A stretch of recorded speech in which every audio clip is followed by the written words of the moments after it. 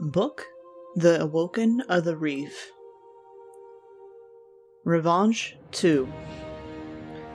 Mara calls a caucus of elected representatives in the Sacred Fire, one of the largest hulks in the reef of derelicts. The fire was built to support habitat construction on 4 Vesta, where Mara hopes to one day anchor the entire flotilla and set down roots. But the hopeful, fearful faces before her make Mara afraid that it'll never happen. What if everyone runs off at the first hint of home? Having come so far, across worlds and eons to see Earth again, how could she ask them to hold back now? "We've found humanity," she tells them. "We've found our ancestors." The cheer and triumph and wonder thrills her to the marrow. Most of these Awoken are distributary born, raised on myths of humanity and the traveler. She had just opened the pages of their storybooks and conjured them to life. What remains of the human species lives in a single settlement. She nods to Aldrin, who snaps his fingers for footage. His ship's holographic perspective plunges through fluffy strata of clouds and mist onto the clear air. A lucid Vesta, a perfect instant, the white mountains, the city, and the enormous sphere shattered that hangs above it. "Freeze," Aldrin commands. That is the traveler. As the crowd murmurs and thrills, Mara feels herself bridle. She doesn't like that thread of reverence. She doesn't like the traveler looming there, almost but not quite completely dormant. Like a dying heart ripped from its body and thrown into warm water, it ebbs and flutters if you look at it with the right sensors.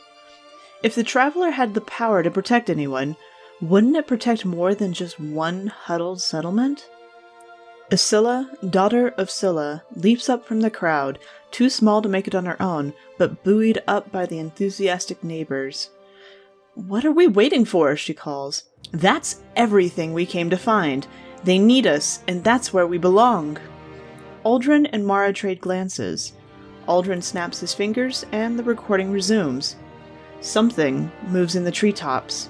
The canopy roils and parts. A red-brown aircraft shaped like a fat, wingless, furiously angry dragonfly bursts from cover and climbs to intercept. Aldrin's head-cued camera tracks the target, and Mara imagines his narrow grin as he waits for the other guy to make a move. The dragonfly ship drops a brace of little needles, and they erupt into dirty orange flame and come arrowing after Aldrin. Everyone in the caucus gets an earful of his grunts as he whips through a high-G turn and climbs away.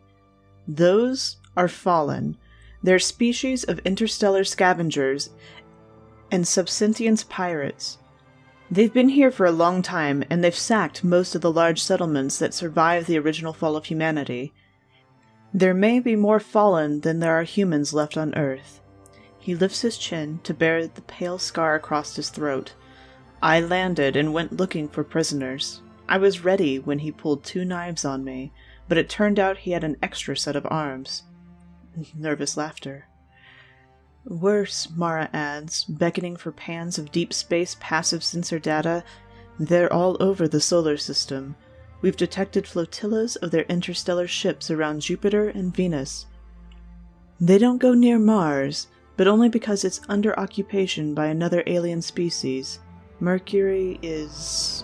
well, you can see for yourself. Gasp of horror at the clockwork cinder, all that remains of the legendary garden world. We believe this may be the work of the Vex, a machine species listed in the ship's spire's threat index. Isilla, famed historian, puts voice to the plea in the crowd. "So they need our help, don't they? We have to go to them. Our ships, our technology, we could make all the difference."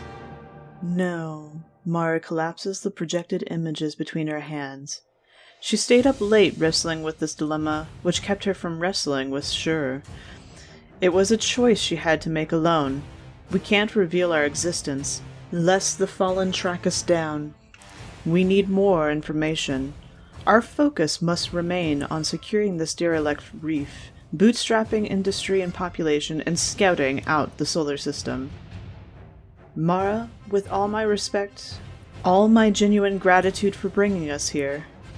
Isilla sighs. Who died and made you queen? Mara says nothing, but she thinks, Everyone, Isilla. All of us died and made me queen.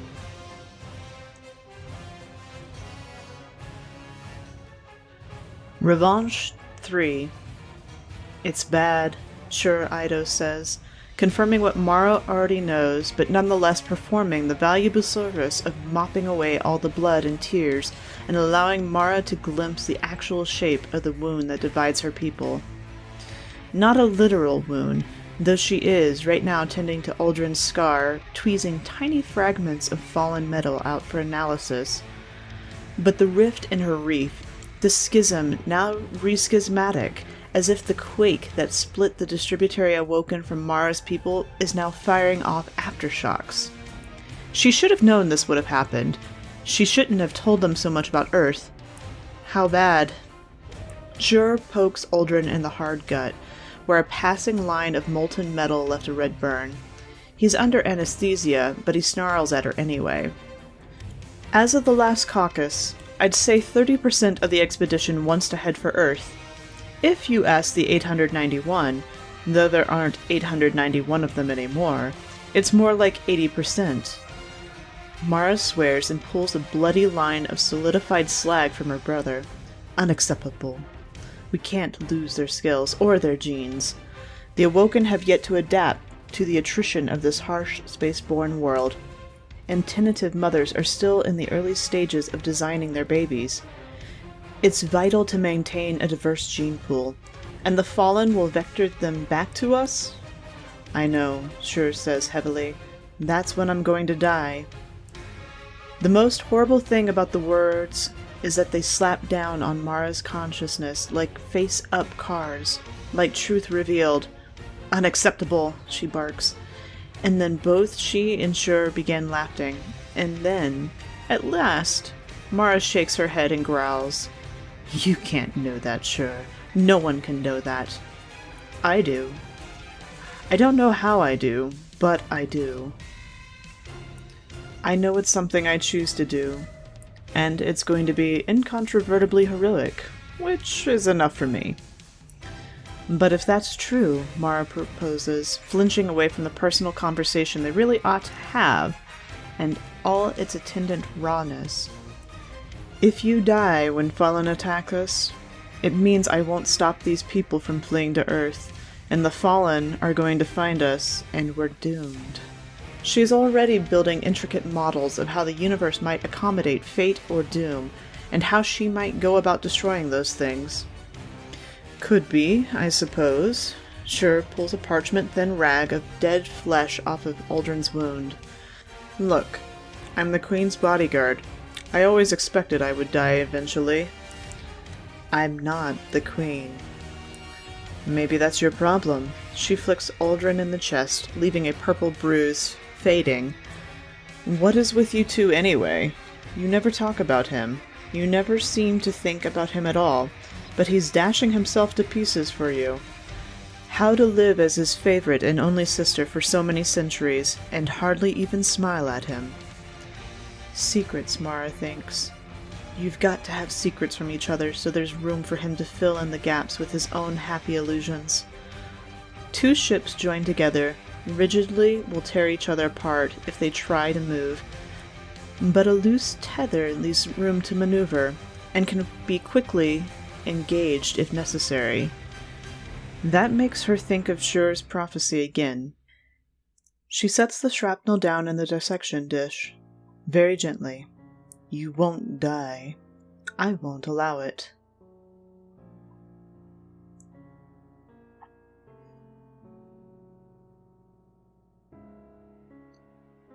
Revanche 4.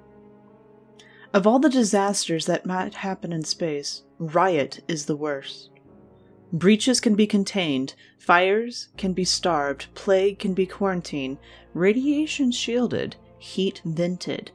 But a riot has a will of its own, a chaotic ingenuity that corrodes any countermeasure. Mara crawls from the compartments choked with vaporized coolant. She keeps low and clutches the breather to her face. All she can think of is Kelda Waj's last message and the data attached.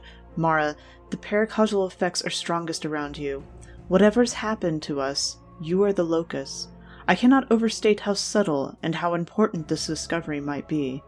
Mara, when we use radioactive decay as a trigger for simulated bombs that could harm Awoken, the trigger atoms are 1,000-fold less likely to decay near you. People are literally safer when you are around. She has to get into the riot. She has to protect her people. A horrible groan vibrates through the habitat structure, and then, with an apocalyptic shudder, something tears off the reef. A ship. A ship is leaving. Mara has failed. Mara drops onto her belly and pants into the mask. Then, cringing anticipation of migraine, she activates the augment, the jury-rigged machine her UTEX produced for exactly this purpose, by extracting Mara's ruined distributary implants and reworking them. She's going to fire command override to shut down that ship's systems, but then she realizes it's a salvaged human vessel, deaf to her commands. She gasps in frustration, sucking down cold bottled air. Sure. I'm here, her radio whispers, pinned down in the dockmaster's office. I shot a few in the shoulders, and they seem to have gotten the idea. Let them go. If one ship's away, there's no sense holding back the rest. Our position is compromised. Understood. Broadcast to everyone, I'm going to allow anyone who wants to leave the reef to go. This is their one and only chance. She rolls onto her back and stares up into the swirling vortices of coolant, seeing faces, futures, the lives she had just lost, the lives she might yet lose. She brought her people here to die in the sense that she brought them into mortality, but she never wanted it to happen quickly. They know, Your Majesty, Shur says. They already know. What? You told us. We heard your voice. Awe like gratitude in Shur's Ida's voice. Mara, I heard you. You spoke to me.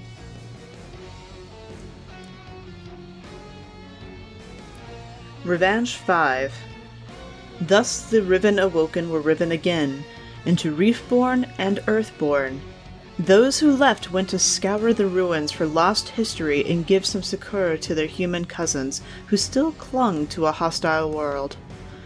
The Awoken came unto these humans, like Nephilim, armed with lost weapons, forgotten industry, and medicine. They were like omens of hope, for they were often taken to be starborn colonists returned to the hearth which was not, after all, so far from the truth. All who looked on them saw the night sky contained more than lurking doom. They bred true with each other, and sometimes hybridized with humans. And in the course of centuries, many forgot the distributary and even the reef. However, there was always in their souls an itch, a vector pointing to a distant place in the asteroid belt where their queen still dwelt. They've made a difference already, Shur told Mara, not long after the first Awoken made planetfall on Earth. They'll save so many lives just with the provision of medicine, pure water, and construction supplies, that even if they all died by year's end, they would each yield 10 or 20 humans. I know, Mara says with bitter pride. Let the people remember them as saints and paladins, and tell no one how many more they might have saved if they had only kept their faith. For she knew the precious value of each Awoken life. She knew how many she would have to spend and mourned each soul wasted on a lesser purpose. On the day the Fallen struck, Mara was proclaimed queen. It happened swiftly, though after no little debate among the people, for everyone was afraid of a monarch who could speak to their thoughts. Yet they feared more to deny her power and sovereignty, for they had come between worlds in her name. To refuse her would be to refuse their own choice. Awoken, she told them. For the first time in my life I hesitated to reach for power, and now 1 in 3 of you are gone. I cannot deny what the cosmos has made me any longer. I am your one and rightful queen. She knew she had been a fool to pretend to be a peer to the others. What was true of her brother was true of all Awoken. They needed secrets to marvel at, secrets that rhymed with the deep enigma of their souls. They could not follow what they fully understood. There would be a formal coronation later, in a place not yet built. Out of respect for that unhappened coronation, Mara did not at first wear a crown, and later she claimed as her diadem the ring of event horizon that surrounds the observable universe. "My Tekyans," she said, gathering Kaldawaj and the other Uteks who remained, "will be given absolute authority to explore our new power, the Traveler's relics and all associated domains. We are no longer in the realm of pure science. We require an order of mysteries and witches to tend them." Not an hour later, a fallen ketch threw off its stealth and began a deceleration burn towards 4 Vesta. The four-armed predators had traced one of the earthward ships back through all its erratic course changes and to the reef. They had come in search of the source of these blue-aped kin. A salvo of coherent matter guns gutted the ketch, blink-quick death for the mighty ship, ancient fury compressing matter into a relativistic pinhead. It was a waste of weapons that couldn't be recharged or reloaded, however, and the Baron in command had already scattered his skiffs like camouflaged seeds. The fallen raiders came down all over the reef and cut their way inside. The Awoken, young to mortality, terrified of death, fled in fear. Mara, Aldrin, and Shur Ido rallied as many as they could.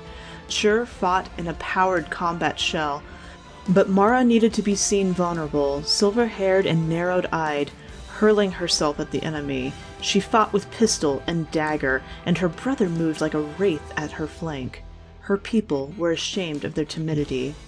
No more were the fallen, scuttling alien predators. Now they were an indignity, an offense to the regal privilege to be met with a snarl and a rifle shot. The Awoken saw their desperation. How the stump-limbed dregs stumbled forward emaciated, how the Vandals cringed from battle as they peeled off wall panels, desperate for salvage to please their captains. Armored Shur Ido met the fallen Baron in zero-gravity combat above his spider tank and shot him dead. One adamant shaft through the plate and throat. Ether hissed into vacuum. Shur threw herself upon the spider tank that clung to the sacred fire's hull. Laughing in joy, she cut into the tank's barrel and threw a charge inside, knowing its next vengeful shot would be meant for the sacred fire's main habitat drum, and that she would die in the next catastrophic misfire. The tank fired, the charge detonated. Shur Ido was thrown clear, utterly unharmed. "That was where I should have died," she said in wonder, and in her mind was the smiling face of her queen. Telek 1. Mara made one more attempt, and only one, to call her scattered people home. She had hoped the assault would convince them they had a responsibility to the reef, to come home and repair the damage they had caused. It went poorly, however, for though her tech witches were able to amplify her bond to her people through the augments Kelda had developed, she was only one voice in a maelstrom. Her Awoken had sensitive antennae, in the metaphysical sense, and could not hear her plea through the clamor. Also, the communications engineer kept forgetting to call Mara Majesty or Queen. "Good news," Aldrin told her, with a grim delight he always showed after a debacle he had survived. "Ilyn and I went through the fallen communicators' logs. Their Baron never transmitted our position to his Kel. He wanted the prize to himself. We remain secure." "The Baron might have planted a time-delayed beacon," Mara warned him. "Never underestimate these beings. They've lived in the void longer than us." "I already admire them," Aldrin confessed. "They've lost so much. Some of them even ritually dismember themselves, Mara, to prove they have the strength to grow back the missing limbs. I tell you that even if we are doomed to dwindle and go extinct, those fallen may outlive us." Mara made a dry note in her log that her brother had at last discovered his true people. For her part, Shur Ido wandered about in a daze, filled with joy to be alive and grief that she no longer knew the day she would die. "In you, all things are possible," she told Mara. "I live because of you. When Mara saw her string her mighty bow, the limbs coiled behind her leg and around her opposite arm, she was glad beyond telling that Shur had survived. In time, Mara appointed paladins to oversee her new military, as Elise Lee had done during the Theodosi War. She created talented starfarers as corsairs to scour the asteroid belt in utmost secrecy and to establish routes and caches that would support the covert motions of the Awoken ships. Most of all, she charged her brother with the mission that occupied her thoughts. "Brother," she said, "never again can I allow my people to be divided. We must offer them more than shielding ice and cold habitat cylinders and the warrens of Vesta. We must make a culture, a thread that binds us all in pride and wonder at the mystery of ourselves. Nowhere does culture flourish better than in a city." "Gather in one place," Aldrin warned her, "and you make yourself a target." Mara had considered this and found an answer. "Go forth and find me a power unknown to all other powers of this world. Return it to me, and I shall make of it the cornerstone of my new city, where the Awoken shall dream of all they had been and all that is yet to come." So Aldrin went out voyaging among the worlds, swift as a blue-shift ghost. In time he returned to the reef with a creature not larger than his hand, saying, "Behold, sister, the lie that makes itself true. This is an Ahamkara."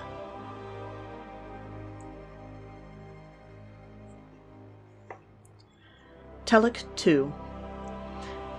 It was Mara alone who established a covenant with that young Ahamkara, which chose the use name Riven.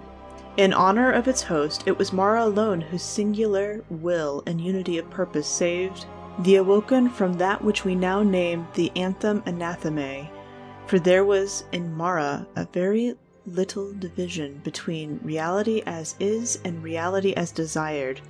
She was confident in her centuries of purpose and patient with the winding way by which the river of methods reaches the objective ocean. Blessed are those in their absolute selfhood become selfless.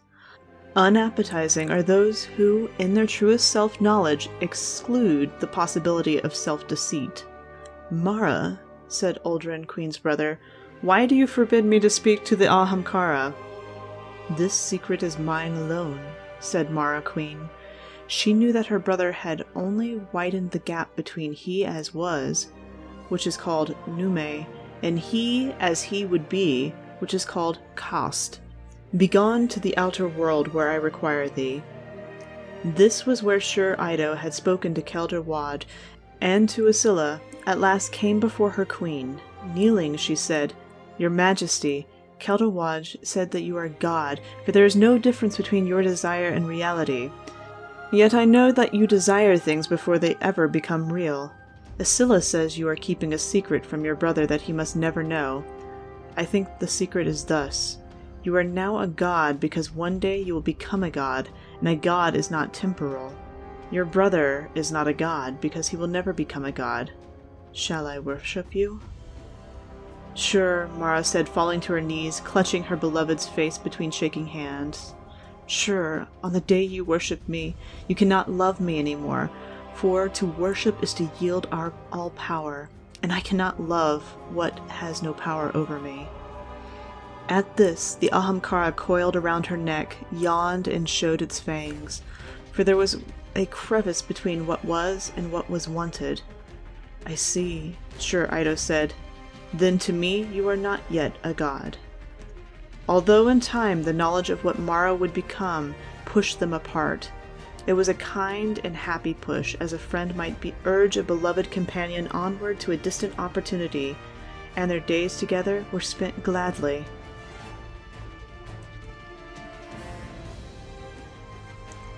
Tyrannicide 1. Mara's death began in this mark. Later would come Eris Morn, Osiris, Toland, and all other accessories of the majestic suicide. Later would come the Reef's tentative entanglements with Vex and Cabal, Fallen and Hive, and the fateful decision to intervene when the House of Wolves turned earthward to conquer the last human city. Later, There would be stories here untold, the Ahamkara and the subcreation of the Dreaming City, the Shatterstone fury of the Reef Wars, Brother Uldren's journey into that fell garden, and great sweeping plots whose beginning and consequences have been entirely expunged for the sake of elegance, or as of the Route 81, redacted for the sake of secrets yet untold. Here is where the beginning began. At that moment when Mara bolted awake from the dream, her circle of Techeuns lay with her in misty winter cold chamber, and they came back groggily, their augments stuttering with resync. She had dreamt a thought of absolute simplicity and perfection, and the thought had become a tooth and bitten her. It had left a wound-like shape. Mara seized a pane of crystal paper, flashed it rigid and receptive with a touch, and wrote, "I dreamt of sword and balm. I dreamt of the self-honing blade that has cut itself so fine. It pierces the world and thus becomes the world. It is self-honing because it constantly whets itself against itself.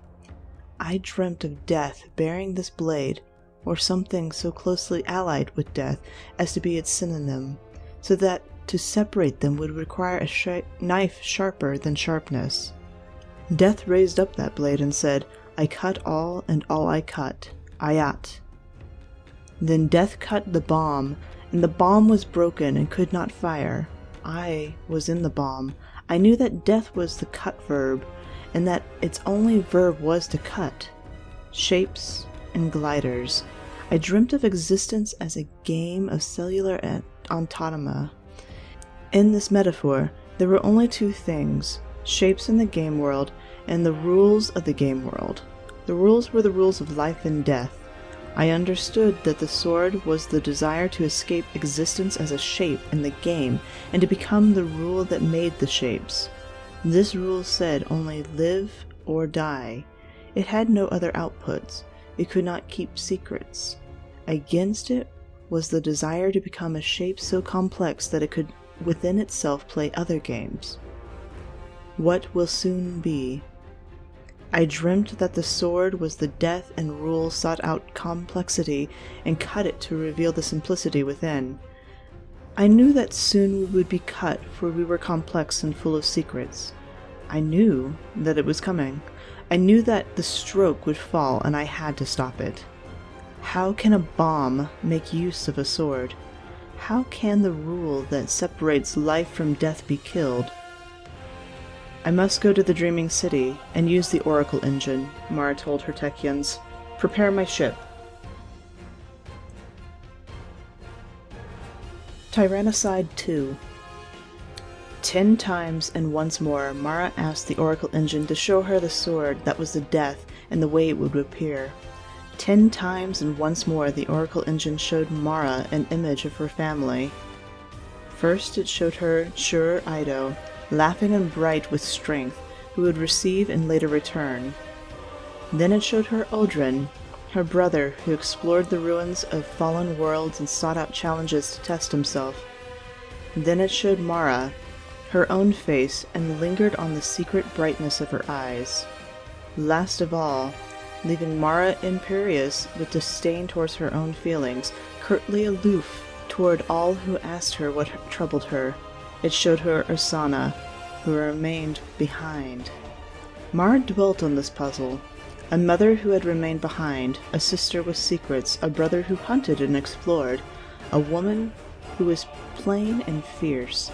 She understood then that the answer to her question lay within herself, and that to defeat what was coming, she would need a perfect understanding of herself. Isolation would be her watchword, for an isolated system is the easiest of all to understand. First of all, Mara went into the gardens and planted a flower for her mother, who she thought must still live, though she might by now have forgotten her first daughter and her first son. "Mother," she said, "I asked to be your sister rather than your daughter, and so I denied you the chance to tell me your secret, the mother truth that is mapped in the negative space defined by the lies mother tell their daughters. Well, here are my secrets. I love you. I've always loved you. Without you, I never could have been anything at all. Then she went to speak with her brother. But Aldrin was away on Mars, and she found only his empty chambers, the half-sharpened knives and racks of pistols. She knelt in grief and touched her hand to the floor where his pacing boots had scuffed the asteroid's smooth stone. This was the shape of their siblinghood now, the pursuit of absences. Last of all, Mara went to Shur Ido. Shur was making a list of incredibly stupid and fatal tasks to post on the Guardian bounty wall. "I want to tell you the truth," Mara said. "Ask me a question." If you take any positive integer and halve it, it is even, but triple it and add one, it is odd, and you repeat this process forever. Will you always eventually reach 1? Shur Ido demanded. "Sure, my faithful wraith," Mara said. "Please take my openness seriously, though I'm sure Ilian could answer your math problem." "Okay." Shur looked at her curiously. "Then here is my question. What's gotten into you? Why are you acting like this?" "Can we walk?" Mara asked. Tyrannicide 3. Mara and Shur Ido go out into space and kick off the hull, wearing Kosar skin-pressured suits and slim tethers. The stars circle them like hard-focused candles, like the diadems of a trillion dancers. Shur Ido pulls herself close and touches helmets with Mara. "We're alone. What's happened, Mara? You've always been, private," Mara suggests. "Mysterious and reclusive, I was going to say." "A sword can be part of a bomb if the sword strike is the detonation mechanism," Mara says. "It's impossible for a cellular autonoma game to change its own rules, but it is possible to create subgames with their own rules, and for those subgames to yield advantage to the master game." "That's cool," Shur says. "You know, when you talk like that, what you're actually saying is, I don't want anyone to understand me, but I want them to understand they don't understand me." "Yeah," Mara admits, and then, hoarsely, she makes herself say, "Sure, I have this secret. This thing I did, and I don't know if anyone can know it without hating me forever." "I had a secret too," Shur reminded her. "The thing I did. It's nothing compared to mine. Nothing at all. Having had some long experience hating you, and then having given it up, I think it would be hard for me to go back." Shur's strong hand settles on the small of Mara's back. They twirl on upward, rotating around a point between them, their 1,000-kilometer tethers slowly unfurling. "Do you want to tell me?" "No," Mara says, "but I think I have to." "Okay, Your Majesty. What did you do that made Elise Lee throw back blackberry tea in your face?" "I was first," Mara says, and she explained the missing half, the first half of the sentence.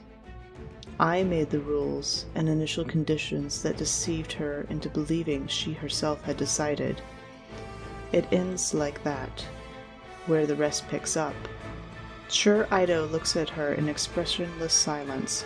Shur Ido's hands stroke the same between Mara's skin suit and the glassy petals of her helmet. Long ago, this woman betrayed her oath and went to serve the Diastrum, a woman who cried out in anguish at the curse of physicality and the possibility of suffering. Long ago, this woman threw away her whole life to punish the highest crime she could imagine, the denial of transcendent divinity to those who might have claimed it. "You're the devil," Shur says. "You're the lone power who made death.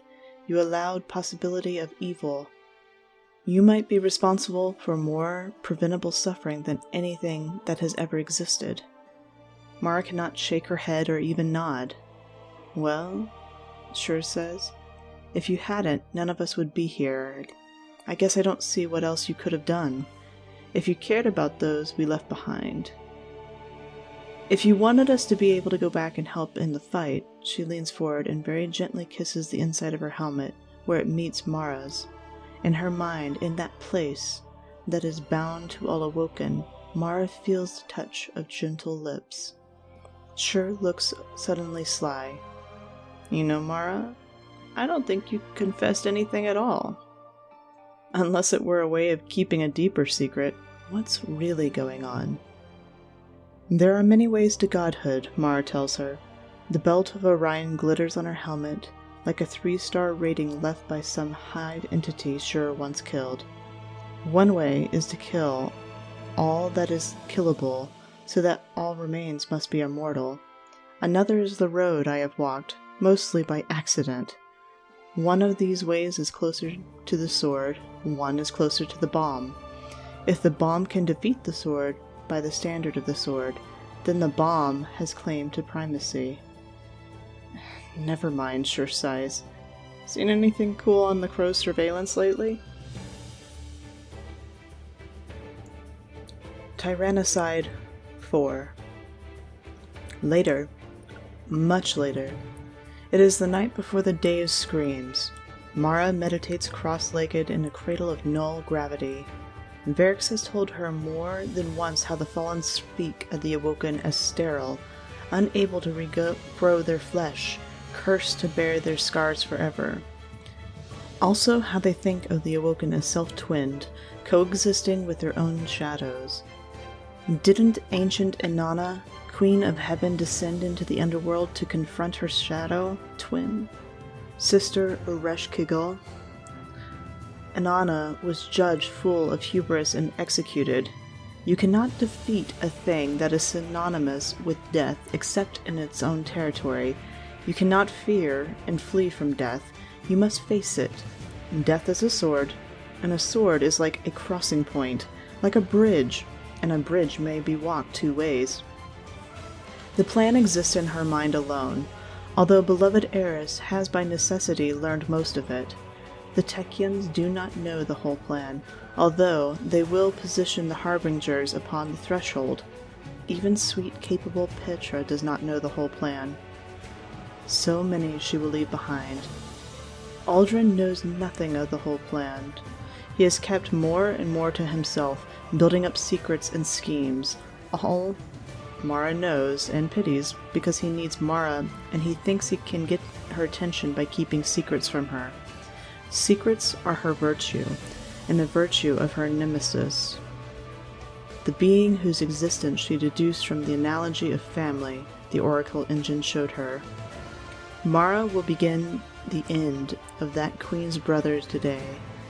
She knows what that means for the fate of her own, an eye for an eye. She must think now of the fate of entire cosmos, and of her tender, half-assembled answer to the cold sword logic of the Hive. She must not grieve. She must not fear. Was Inanna afraid when she descended? Mara is not going to be outclassed by some ancient fable. After all, Mara's name is Death. But there is one thing she admires most about Inanna over all other myths of Catabasis. Inanna went to conquer. Tyrannicide 5. She closes her eyes. Oryx's throne world smashes through her feet, the bubble of averted scream space pulverizing rock, metal, and flesh as mere matter surrenders to the will-made fact of the taken king. Somewhere, Aldrin roars defiance. This is the moment of absolute sacrifice, the incarnation of Awoken doom, to give up their lives in defense of the world they once abandoned. The sense of the great dying rips at Mara like a sob. She feels her Techeuns prepare emergency self-gates. Shuro-chi reaches out to her, a wordless urgent need for Mara to live, and it takes all the cold and passive remove of Mara's millennia to turn that hand away. The shockwave strikes. Mara dies.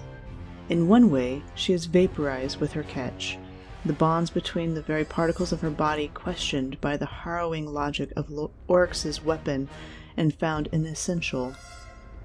The mechanism of devastation is spontaneous fission. The author of the devastation is laughing in joy. In another way, a more true and symbolic way, she is impaled on Oryx's blade. She has thrown all of her might at him, and he has answered. He has snuffed her fledgling divinity and her meager claim to royalty. he has exposed Mara to the raw and caustic hostility of this hive war. She has been defeated by the sword logic. She dances down the blade and steps into his throne world. The harbingers give her the gate, and she takes the step. She is dead, consumed by Orgus. She is dead in his will, his ascendant realm. There was no other way inside except this true way. And Nana at least gave her people some warning. She told her minister to have her worshippers lament, drum, pray, lacerate their buttocks, and Nana told her minister to beg to the gods to save her. Mara has not. Instead, she has enlisted Eris and several million mad dancing guardians to go knock off the god who killed her. It is, on that level, a very simple bank heist. Get yourself taken into the treasury as treasure, and when the owner dies, break back out with his stuff. But even Inanna had to send everyone away before she passed through the last door. Mara thinks of everyone she has ever known, all the people she had lost, even back to Yang Liwei and the ray of light in the deepest darkness. She is there again, on a tether, falling into mystery. Her brother is crying out after her, trying to follow, and she cannot look back. She has been thinking of a logic of her own, of secrets and hidden designs. The universe has not grown simpler in its age. Whenever life can begin, it has begun, and even in some places where sensible folk expect it should not. The great tendency has been towards intricacy, towards sophistication, towards deep thought and richer ways of being. A sword is everywhere edged, but the pieces of a bomb do not look at all like weapons until they are assembled. Oryx's throne world tries to tear her body and psyche into quintillion screaming pieces, but Mara has survived the inchoate primordial chaos before space and time. She has retained her selfhood through far worse than this, and she has patience for eons. Eris will succeed. The Guardians will play their part. When the power in this world is free for the taking, Mara will take it, not as the victor taking spoils, but as a scavenger taking a prize component for her masterwork. When a pawn reaches the far side of the chessboard, it may be promoted to a queen. And what hatches when you promote a queen? What new board does she claim her prize on? Mara knows. She settles in for the long wait, entirely alone, almost at peace with it. Regent. I see. And our wolf ships? All destroyed but the Calyx Sin, and she is badly wounded, burning for Pallas now. Galiots? Those that remained at the outpost are still in good condition for now, and we still have some reserve at Pallas. How many? 12. And how many shipwrights? I'm afraid I cannot say. I see. Divert Halam to civilian defense. Send Kamala and anyone we can spare for a covert SAR run. Avoid hostile engagement at all cost. If they find survivors, notify me immediately. Wilco that. Signing off, Commander. The comm light goes off and Petra takes a deep breath for calm. She leans forward to flip switches, adjust dials. Her hands are shaking. Commander. She was never supposed to be Commander. All she ever wanted was to serve and protect Mara, and now Marosov was alive. She was alive somewhere, she promised. Retaking the yoke of her own galliot, Petra sets a course for the tangled shore. She cycles through calm channels as she flies. The hive are swarming the outpost, and the disciples are demanding escort in their evac. Debbie is MIA. Guardian jumpship after Guardian jumpship is throwing itself kamikaze at that monstrous hive ship, only to be repelled by some kind of defensive shield. 100 Cedars are landing on Ceres. Halam is evacuating every civilian he can to the shielded inner cities. 200 more Cedars on Pallas. Skyburner forces inbound, armed to the teeth. Wolf allies defecting. Devi is found. Petra cannot turn off the radio. She cannot stop listening. She can scarcely breathe. She wanted to reverse course and fly her ship into the eye of that flagship. She wants to wreck herself against its ugly scrimshawed hull and scream so clear and true as she dies that the wretched beast will hear her and know what atrocity he has committed. She wants to believe Mara is alive, but how? How? How when she cannot feel her, when she does not know every step of this accursed plan? She approaches Thieves' Landing from a reckless angle, then cuts fast and low across the lashed-together wreckage of the shore. The air is thick with dust and debris and shimmering immaterial harbinger matter. It is impossible to see more than a kick-out. She follows her radar. Unconsciously, she holds her breath. And then, there it is, the watchtower. Petra sighs through clenched teeth. It's whole, unharmed.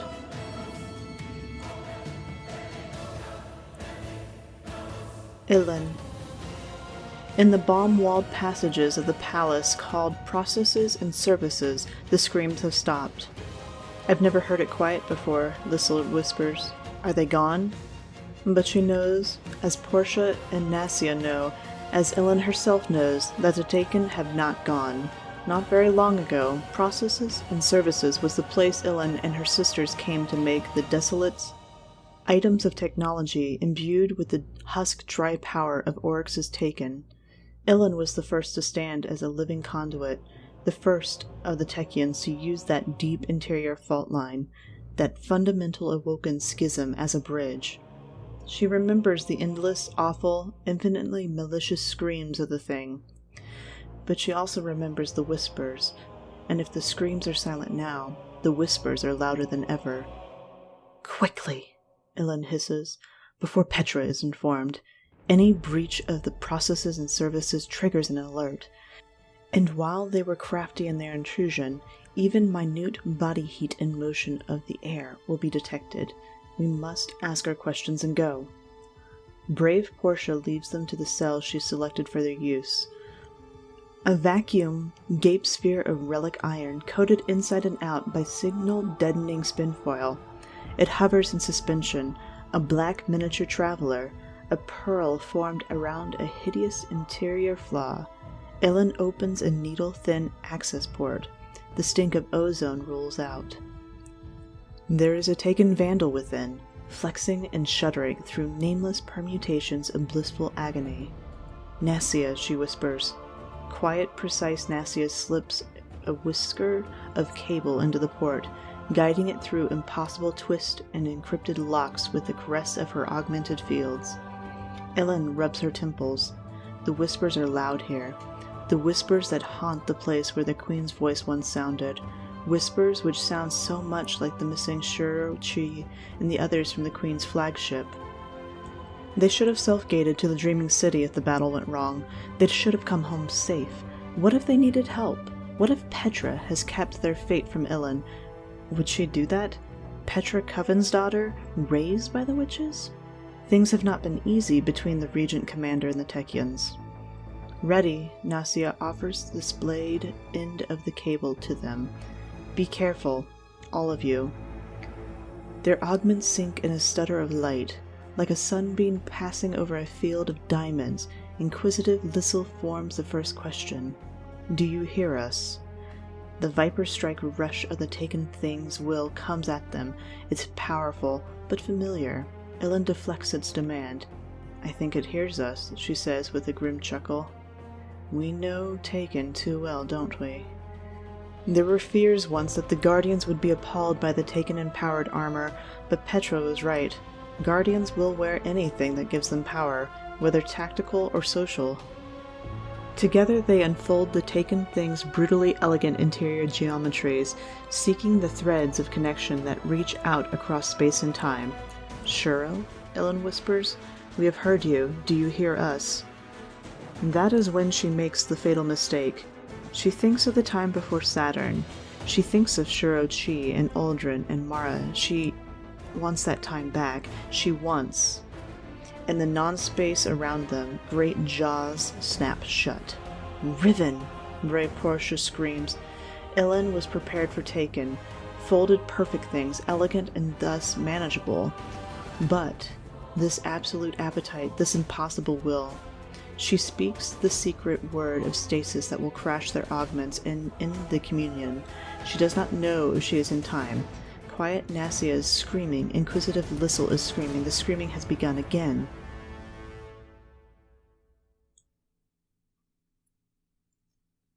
Nitrogen. Lightning! Koro yells, waking Telia Ross from an uneasy sleep. It's lightning, at last, at last! He has gone out in a cloak and rebreather to dance in joy. White light flashes through the film of Koro's plastic hovel. Telia thinks of arc grenades and the barren scorn cutting through the walls of her lab. She shudders, counts the arrows in her quiver, and tries to go back to sleep. She can't. She puts on bow and quiver, joins Koro outside. He's sifting the lightning-struck earth, grinning like a fool. A burrowing insect slips between his fingers. He pinches after it, but only gets one slim antenna. I need nitrogen to grow plants, he explains, pointing up to the sky and the mist that contained air that surrounds this part of the reef. When the containment field builds up enough charge, it arcs to the ground, and the lightning bolts split nitrogen into the air, which fertilizes the soil. Isn't that amazing? Telia stares at him. You can't seriously want to farm here. Home, civilized proper home, is a sealed habitat, a cool, clean place full of light. Why not? We're a refugee people now, Telia. You think things are going to get better? He points to the bright stars of habitats and ships above. All those? Those are targets. We have to learn to live off of our land. We're a refugee people because things keep killing us. Telia leaves angry boot prints in the soil. You won't have to be out here long. Petra Vinge will lock down the reef, or the Queen will come back, or... You really think she survived? Koro brushes his hands clean. My Felda sure didn't, and she was tough. Real tough. It took legions of Guardians to kill Oryx. The Queen, I know she was something special, but she's no Guardian. I think I can still feel her, Telia says stubbornly. Sometimes. Sometimes. Who knows what can get into our heads these days? A new star ignites overhead. Koro squints. Guardianship, he says. You can tell by the way they come in, just like they don't have a care. Maybe they'll come hunt the Scorn. Maybe one day Telia will be a scientist again, in a proper lab with a proper place to sleep. Like the days after Skolas. I've got other hopes. Koro slaps his thighs, bound to his feet, and, as if he is a true prophet, heads for his hovel just a moment before his baby burst out crying. You hear about that one fallen on Hygeia? He pays for people willing to maintain a few remote telescopes. You work for the Spider? Telia cries, but he's willing to pay in hard goods, willing to help people move, even willing to provide security. Koro pulls back his hovel's flap. Want to help me with the kids? Someone's got to explain why they shouldn't be afraid of lightning. Refusal. Petra has her welcome for Zavala all planned out. He will say something stentorian, which, while it's technically a greeting, Petra will also read as a reproach, or condescension, or perhaps paternal concern. Petra will smirk at Zavala like she really doesn't care, so that he knows he's nobody. A little guy, a bureaucrat, far beneath her anger. But at this exact moment, a shard of cyanide-laced ice from the far reaches of the Oort cloud will penetrate the reef's ravaged defenses and smash into Zavala with such velocity that it becomes a thin ozone across the floor, a scum. When Zavala's ghost begins to rebuild him, Petra will say smoothly, "No, allow me," and then she will brandish a mop. The hatch opens. Cade 6 backs his way through, talking to Zavala. Whatever you've seen, whatever you read, it's worse. These people need our Cade. Petra half-consciously adopts Mara's fey remove. Her insouciant and remote posture. Her throat jams up, and she actually coughs aloud against a sudden grief. You brought... Zavala grinds his way into the room, an obelisk of city stone extruded across the solar system to invade Petra's space. He very politely answers Cade before turning to her. The fact is, Cade, the Queen did us a favor by leaving the Reef in chaos. As long as the Fallen are here killing each other, we have room to rebuild. Now he nods to Petra. Regent Commander, pleased to see you well. Likewise, I'm sure. Petra feels in her heart that the Queen saw the Reef as a protector of Earth and its people, if perhaps not protector of the traveler. It still kills her to hear Zavala speak openly of the Reef as a distraction. Cade has a proposal, she says, that he wanted us both to hear. Yes, I did. Cade prances between them like a flare meant to draw off heat-seeking fury passing between Petra and Zavala. The city's fall drove him deep into his gesture persona. Devil-may-care and fancy-free, he has never quite recovered. It is like this, Petra. We're bringing a lot of Earth's lonely people into the arms of the city. I got to talking to Varix about the situation out here, and I figured, hey, maybe it's time we extend that policy to you. He sobers. I want to invite the Reef Awoken into the city. Abandon this place to Varix, to Dead Orbit, whoever wants it. It's hell out here, Petra. You won't survive. Zavala's eyes are locked on Petra. He burns with a magnificent stentorian power. Does the Regent Commander have enough control over the Reef to execute a withdrawal? Despite your best efforts, Petra snapped. And then suddenly she cannot stop. She is too furious, too hot with grief. At least Cade is honorable enough to acknowledge what you've done to us.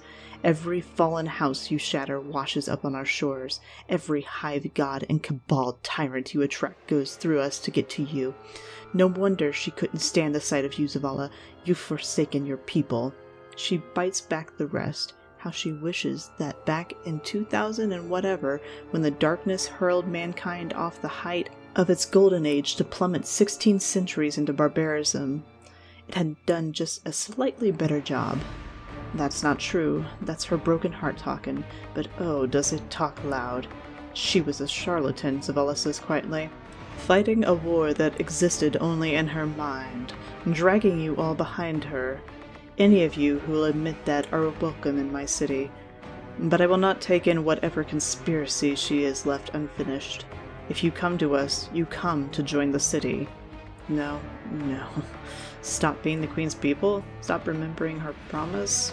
You're afraid, Petra tells the Titan of Titans. That's why she could never trust you. Go back to your travelers, Zavala. Thank you for your concern, Cade, but the Reef has its own purposes, and you would mourn your foolishness if we would abandon them. Petra. They are the purposes, she snarled, intended by our Queen. Fleet. They lock onto his ship, so far out that he actually grunts aloud in shock, but they have seen stealth tech in action before, among the Fallen and against orcs, so he should not be surprised. The message comes, state your business, or be fired upon by orders of the Regent Commander. Arak Jalal chuckles at the title. He remembers Petra's time in the tower. Her simmering impatience to be back out in the black sky. She got her wish. Perhaps she regrets it. She was right about one thing, at least. This is where everything that matters happens. If Dead Orbit had ruled the city, there would have been a fleet to meet Gaul. It's Arak Jalal of Dead Orbit, he says cheerfully. I'm here to speak with Regent Commander Petra, Vinge. I am not an emissary for the city. I come on my own accord to discuss matters of fleet. Jalal had been to the Reef before, but never through proper channels. He's a little surprised when Petra Vinge meets him at the transmat zone. He expected an escort to a waiting area, where he'd be given a sense he's not a priority. However, Petra is an operative, not a politician. She can't bear to delay action for the sake of theater. He likes that. Arak Jalal, she shakes his hand firmly. Does he feel a whisper of some faint telekinetic force against his throat? She can do that knife trick, and what else? Welcome back to your ancestors' home. Regent Commander, how does the rule suit you? A reminder that they are both out of place. It's temporary. She beckons him to walk. You want to discuss ships?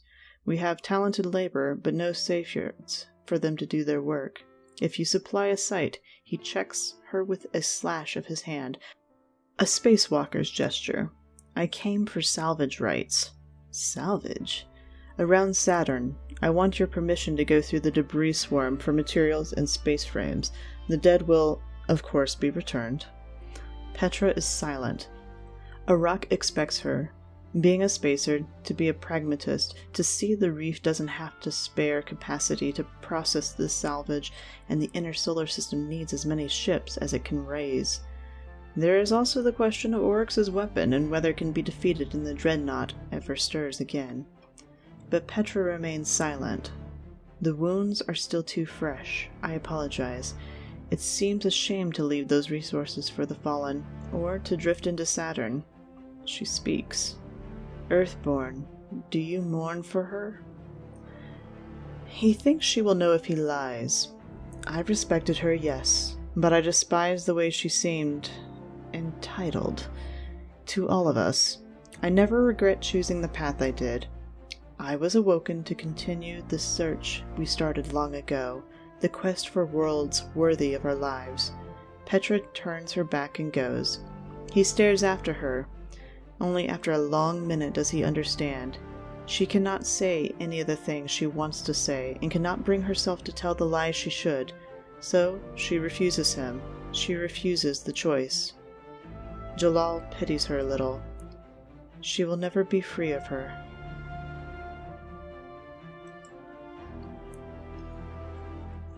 Of Earth and the Reef. Dear Master Ives, I write to you on behalf of the Cryptarchs of Earth in sympathy for all those who died in service to your queen. We Earthborn feel your loss and hope this tragedy will usher in a new era. We have made great strides in unraveling a richer and deeper history of Earth and its colonies, a history buried below merely ordinary truths. This content is, of course, far too sensitive to publish generally. We long feared that if it were intercepted by Her Majesty your Queen, it would be denied or manipulated to serve some need of her own. Some of these discoveries relate to the nature of our awakening, while others point to the occurrence of journeys like our own. Journeys that may have had troubling results. All of the scholarship would benefit from cross-reference and critical comparison with your own collected records. We hope you agree that this knowledge is far more important than any schism that once defined our peoples. We look forward to cooperation between our libraries, correspondence between our scholars, and the beginning of a new intellectual golden age, a time of lucidity and truth. Respectfully, Master Rahul. Dear Master Rahul, we, the Cryptarchs of the Reef, appreciate your sympathy for the devastation that our people suffered in your defense. We likewise express our sorrow for your recent losses and, of course, apologize for the length of time it has taken us to respond to your request. We were determined to give our reply the full deliberation it deserved. It is our unanimous consensus that you are vile, sir, that you are a grasping wretch, that you would attempt to use our misfortune to solicit access to our vaults and records, which I assure you are far more extraordinary than whatever half-eaten corruptions you've discovered among your ruins, is quite appalling. We will, however, happily review any data or records you believe would be of interest to our efforts. You'll also be curious to know that reams of new discoveries are being generated daily since your traveler cast out the last of its light to refuel your guardians. Let us hope you are wise enough to understand its message. With all the respect that is due, Master Ives. Pilgrimage. Zavala lowers his brow to the Ionian earth. It feels like the respectful thing to do. There's a big, coiled ammonite fossil right under the thin topsoil, though, and he knocks his forehead on it. The pain and the blowing sulfur dust make him sneeze. Humbly I come, he says, almost laughing, to speak to thee. Ikora said this was the place. Io, a world still half-born, connected as if by an untorn umbilical to the traveler. I wanted to say, thank you. He finds he's looking up at Jupiter. He's accustomed to seeing the traveler above the city, so he fastens on the nearest huge floating sphere as a proxy. He forces his eyes down to the soil again. Thank you for what you did to Gaul. Ikora tells him if you listen with the right ears, you can hear the traveler's last conversation with Io. as if the matter of terraforming an entire moon with Earth-like gravity and biosphere is only a matter of rhetoric and instruction. Well, isn't that the challenge in the end? Not just assembling the power to do something, but convincing people to do it. No, not even that. Not convincing or coercing. And Traveler knows he's tempted sometimes. But teaching them how to think as you think, how to value what you value, even giving them the ethics required to understand your valuation. So that you can trust them to make the choices you would, even when you're not around to father them. Zavala wishes he were half as good a teacher as he is a Titan. Then maybe he could allow himself to relax a little and let others take care of things. Except last time he led his guard down. Last time he dared to think they were triumphant. With orcs repelled, Siva contained, Vex befuddled, Cabal huddled in their bunkers and too stubborn to come out. Gaul turned up in a storm and nearly destroyed the city, the Traveler, and everything Zavala loves. "Did I fail you?" he asked the bone-coiled dirt. "Am I the reason you had to wake up? Because I couldn't stop Gaul by myself?" In the giddiness of victory, he declared this the new golden age, but now he thinks he may have misunderstood the Traveler's awakening. He has always, he hopes, been a brave man, but he is almost too afraid to ask the next question. Is this just our next age of triumph? Is something worse on the way? The bruise where he headbutted the fossil throbs. History, Zavala once told someone, is a question of armor. How much can you survive and keep on living? More than this, more than what's hit them so far. But how much more? And if the next escalation is a consequence of the Traveler's awakening, will it be Zavala's fault? Duty is a puzzle. The harder you work, the more it seems to weigh. That reminds Zavala of Basho, his favorite poet, and the hot springs Basho once visited to see the murder stone, which killed birds and insects that came too near. He has a horrible idea of the Traveler as that stone, surrounded by buzzing flies, all shaped like ghosts.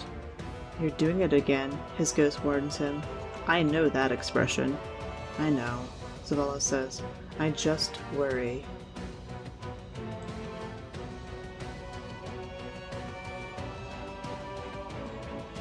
Flayed. Spider's lair. Petra in her element, light-footed, light of thought. She keeps herself open to the place. Heat of packed bodies and machinery, bite of ether in the air, money and the promise of money and the things that money can make people do, and knives, pistols, danger like static charge. "He's no good for you," she says, "and he's no good for me. If you turn him over, I'll be happy. You like me happy, don't you, Spider?" The Spider grumbles. "Very well. You will take him alive? He must have stores of ether, and no matter what Varric says, that ether is mine." He's agreed. She has what she came for, which is proof that the Spider actually wants this capture to succeed. As Regent, she can never tell which she succeeds. She's constantly reacting, making decisions that will only be clearly assessed by historians. Here, she is the Wrath again. She feels brave. "We'll deal with the ether once we have him." "Thank you for the information." Petra slides the hood over her head and dismisses herself back into the crowd. Two dregs barter salvage with token-like fingernail-sized knives. Slatted light falls through thick clouds of adulterated ether to cut hard lines across the torn bannerless fringes of some fallen wear. A Cabal deserter, hunched against the wall in a baggy pressure sack, sells the location of Red Legion arms caches for loads of raw glimmer. Petra pauses for a moment on the threshold, looks back longingly and at the chaos within, and wishes that anything would happen to make her stay. She goes out into the shadows of the surface. Soon, as clear as the visions that sometimes come to her, she knows there's something moving quick and stealthily up ahead. She keeps her pace steady, checks her knife and pistol. "So few of us remain, Petrovenge." The voice betrays a bearing, and she catches just a glimpse of structure against the background noise, a hood of a cloak, the arc of lips. "Who's there?" she challenges. It's a man. His moves are erratic, shrouded in a rhythmic noise that mimics the chaos of nature. He knows how to seem like an accidental thing, a tumbled heap, a brush of wind. Petra. If only we could go back to those days before... Aldrin? She gasped. He is here. He has come to take the Regency and execute his sister's will. She will be free again to act without cruel deliberation and agonizing uncertainty, free to meet every challenge instead of making them for herself. No, this must be an illusion. It's too much of everything she wants. She searches with senses beyond sight for something capable of casting this into her mind. A scion flayer? A hive wizard? She trusted you with all of this, all of us, and you gave it to the mercy of the light. She feels the intent to murder, and she knows it is meant for her. She draws and acquires the target faster than sound can cross the mind to tongue, but her sight picture captures only darkness. 2 slow heartbeats. When no shot or knife comes, she begins to withdraw. Nothing follows her to her ship.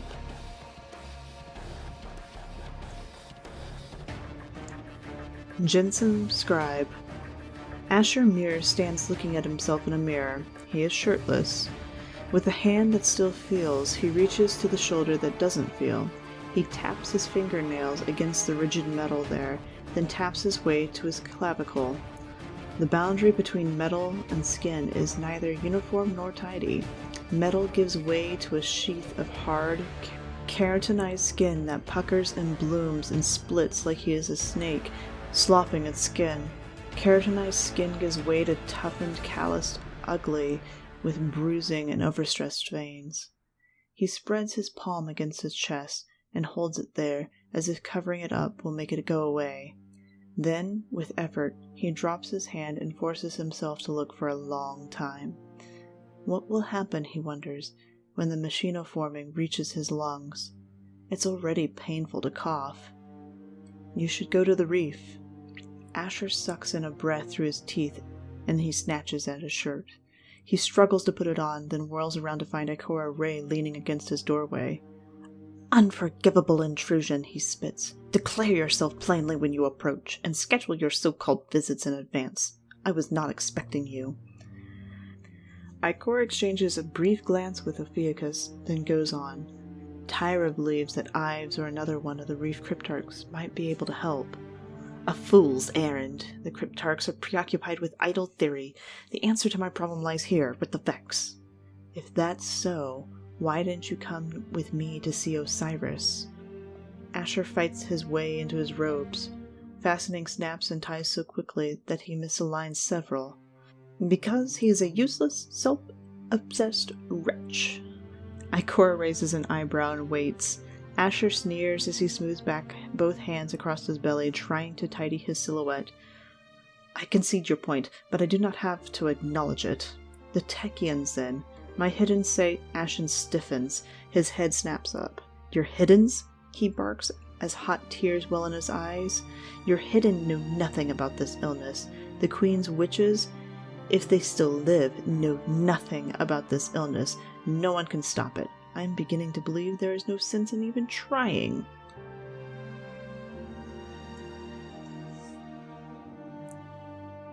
Exegesis. As I have made it my life's work to seek as much truth as history can offer, I chronicle these dreams in hope that my subjective understanding might provide some path for truth to others. Infinite sadness. I stand at the bow of the ship, crying as the stars streak the skies. I am trying to chronicle trillions of star systems at once, searching for a single planet. A faceless companion asks why I look so sad. And I show her a photo of a globular mass or a dual-ringed planet, depending on how you hold it. How much did you pay for that? She asked. Everything I have, I respond. Then the stars stop streaking and the ship crumbles apart. We fall into nothing, and I awake. Fissuring warmth. I am running from an encroaching burn of blue light. I jump from rock to rock, as they are the only things with gravity. Every leap is a battle against the cold nothingness of space. I see a sea of people gather together and realize that's where I'm trying to go to. I make one more giant leap, but the blue burn catches my ankles and I fall. The impact of my plummet shatters the rock in two. Hundreds of these beings fall into the chasm I create behind me. I try to heave each of them back to the surface, and I do until I can't anymore. My elbows won't bend, my arms are too weak to push. The descent gets warmer and warmer until all goes black and I awake. Songs of analysis. I am outside of my body, watching it float from the shapeless void into another. The first void contains a voice humming a tune, yet no presence. As I pass through each, one by one, another voice joins in harmony. I try counting the voices, but I am not sure I should be adding or subtracting as they fade into one, and in my confusion, I lose any memory of numbers at all. I feel a tether pulling me back into being and see myself waving goodbye. A voice burrows into my mind as the serenading songs become discordant, ugly. The voice becomes louder, and I awake. Washing skin. I have gathered my belongings into gray porcelain sink. The soap clings to my fingers. As I wash what I possess, my things begin to dissolve. I scrub harder because I know that the washing is a way to remove impurity, and I must be certain that I will not dissolve too. My mother tells me that silver is the element of false life, blue skin poison. I worry that my fingernails are soft. Mountain. I am on the mountain at Fellwinter's Peak, except there is an express monorail to my neighborhood grocery in the city, which is all out of what I need. A guardian brings me a special engram. I refuse to decrypt it. I tell the guardian it is better this way. Unactualized secret, certainly containing the thing that will be needed when the moment comes. Tyra. I am someone else. I hope someday I will meet Tyra Karn. King's Wrath. Dina twists the emergency transponder until the circuit closes, and for the second time in her life, she feels the crackle of the beacon as it burns itself out, blasting its life into a single radio howl. Psara! Psara! Psara! It means that the Queen's throne room is about to fall. Done, she tells her second. Let's not count on reinforcements. Not our reinforcements, at least. Pods are still coming in from the prison, crashing all over the Vestian outpost. The throne isn't a tactical target. Do you think they'll bypass us? Not a chance, Dina says grimly. Not the littlest chance. The Queen's Guard has, technically, never been defeated in battle. Pride dismisses the House of Wolves' backstabs as acts of treachery, but not military might. But once more the fallen are loose in the Reef, and there is no treachery involved. Dina will eat dirt and call it hummus. This reminds her too much of that awful day. So when the voice comes through the door, she calls, "Hold! Hold! Paladin Dina?" The Prince of the Awoken calls, "You know that's my throne you're guarding, don't you? May I come in?" "You're not alone," she shouts back. "I have my retinue with me." A few of Dina's people lower their weapons. "Weapons up," she snaps. "We can't trust him to." Royal overrides slither through the throne room's networks. The doors open and a dazzling barrage of flashbangs plays the royal welcome. Dina stares straight into it, weapon aimed, eyes open, trusting her helmet to buffer her sight, and waiting for the first blue flash of fallen weapons. Prince Aldrin saunters in like the belle of the ball, his cocked revolver aimed at the ceiling. At ease, he says, with a little swish of his cloak, and everyone, Dina included, responds. Just a moment's weakness, just the subtlest flicker of deference because he is the prince, and it feels right to have royalty in the throne room again. Fingers off triggers, weapons skewed a few degrees off target. The impulse is so strong because it jives with Dina's discipline, which has already stepped in to crush the immediate instinct to blow Aldrin away. Something's wrong. Something's off. Baseline humans can react to a visual stimulus in less than 200 milliseconds. Awoken, less than 100. But there is a phenomenon Dina and every other royal guard knows well, a trick of the mind called attentional blink. You are waiting for something to appear, a hostile, a gunshot, a loud noise. When it does appear, your attention blinks. You cannot detect a second event if it comes just after the first. So it is with the blue flash of arc rifle fire behind Uldren's cloak.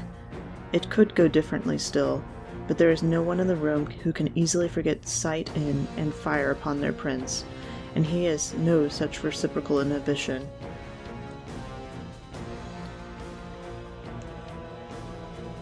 Emissary. The clever one sees through our pawn. I am not your pawn. My will is my own, though perhaps not my actions of late. Pawns have many uses, more than you know. Her plan was multi-armed, strong. You will never see her coming. Marasov bows to no one. Clever or not, she will not halt the storm they are coming. Yes, nothing will change that now. Don't be so sure. Those I judge have agency like you will never know.